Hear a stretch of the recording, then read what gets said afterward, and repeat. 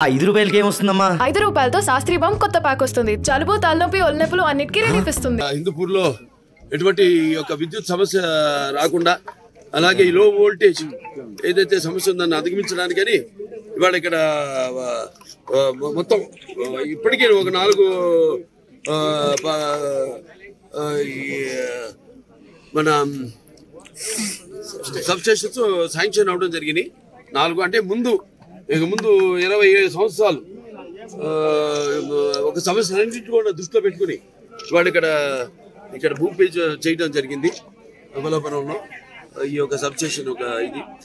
అలాగే ముఖ్యంగా ఏంటంటే అలాగే కేంద్ర ప్రభుత్వం కూడా ఈ యొక్క ఏదైతే ఎవరైతే 200 యూనిట్లు వాడుకుంటున్నారో, విద్యుత్ వినియోగదారులు ఎవరైతే ఉన్నారో వాళ్ళందరూ కూడా ఈ యొక్క సోలార్ ప్యానెల్స్ ఏదైతే ఉన్నాయో వాటిని కూడా ప్రతి ఇంటికి ఏర్పాటు చేయడం జరుగుతుంది.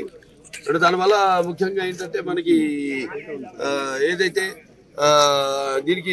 దీంట్లో ఉన్న లాభం ప్రభుత్వం మీకు 2.5 లక్షల రూపాయలు ఇస్తుంది. దాంట్లో తర్వాత ఒక 78,000 రూపాయల గరిష్ట సబ్సిడీ మీరు పొందవచ్చు.